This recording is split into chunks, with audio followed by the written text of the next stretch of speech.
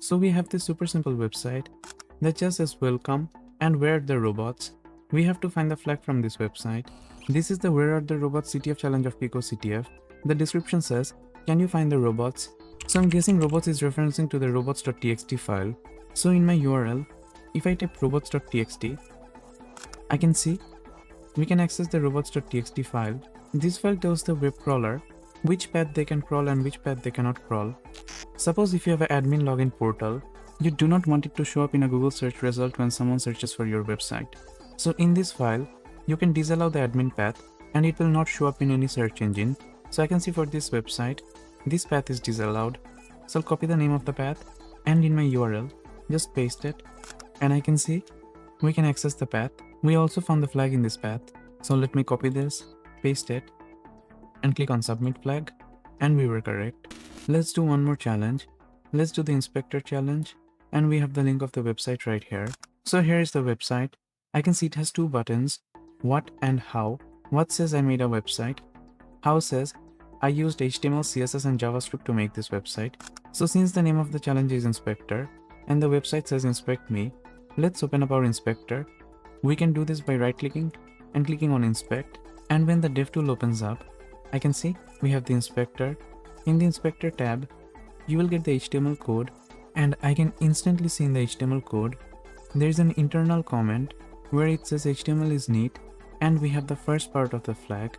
So let me copy the first part of the flag and save it somewhere.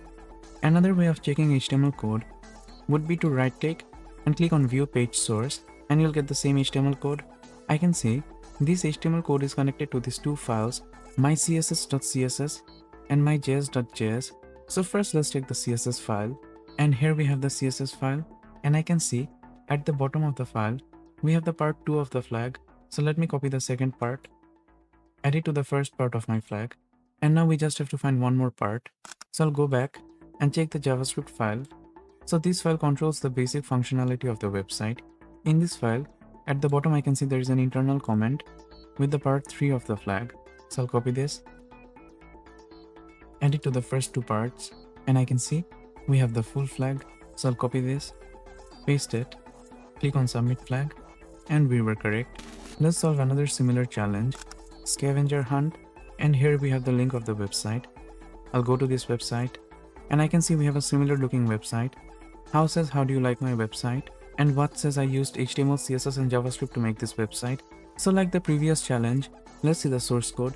So I'll right click and click on view page source, and here we have the HTML code. I can see we have the first part of the flag. I'll copy this, save it somewhere. Now like the previous challenge, let's check the CSS file, and I can see in the internal comment we get the part 2 of the flag, which I will copy and add it to the first part. Let's check the JavaScript file. This time I can see I did not get any flag. However, we have an internal comment that says how can I keep Google from indexing my website. This is referencing to the same robots.txt file.